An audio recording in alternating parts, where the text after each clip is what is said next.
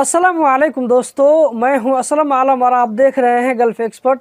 दोस्तों, कतर में भागकर काम करना या ये कि भागे हुए शख्स को काम पर रखना, इसी तरह भागे हुए आदमी को ठहराने में मदद करना, ये सारा काम कतर में इल्लीगल माना जाता है। सीआईडी पुलिस की तरफ से इसके बारे में एक अपडेट आया है जो कि इस वीडियो में आप लोगों के साथ में शेयर करने वाला हूं, तो वीडियो के साथ में आखिर तक बने रहें और इस वीडियो को ज़्यादा से ज़्यादा आगे शेयर करें ताकि ये वीडियो ज़्यादा से ज़्यादा लोगों तक पहुंच सके।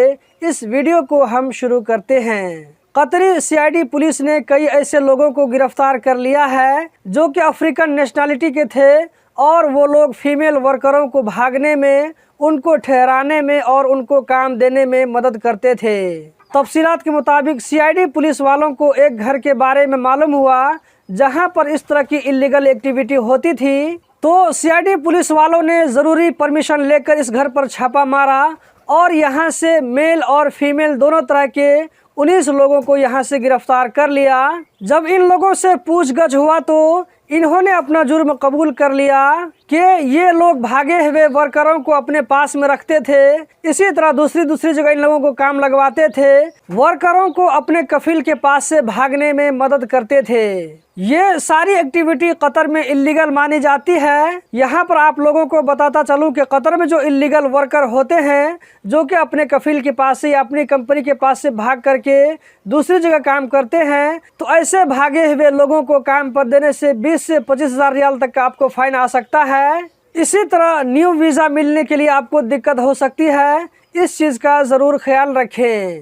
पकड़े गए इन तमाम लोगों को ऑथोराइज डिपार्टमेंट के हवाले कर दिया गया है जहां इनके खिलाफ में कानूनी कार्रवाई होगी। साथ ही साथ MOI कतर ने यहां पर आम लोगों को सुझाव दिया है कि ऐसे भागे हुए वर्करों के साथ में कोई मामला मत करें, यानी कि भागे हुए वर्करों को काम पर रखना या उनको कंपनी से भागने में मदद करना, इसी तरह अपने रूम में जानबूझ करके ठहराने में मदद करना, ये सारा ऐसा काम है जो कि आपको कभी भी प्रॉब्लम में डाल सकता है। दोस्तों, यहाँ पर जो आपको स्क्रीन पर केबिन नुमा घर नज़र आ रहे हैं, ये वो सारे घर हैं जो कि वर्ल्ड कप के टाइम में बाहर से आने वाले लोगों के लिए बनाए गए थे।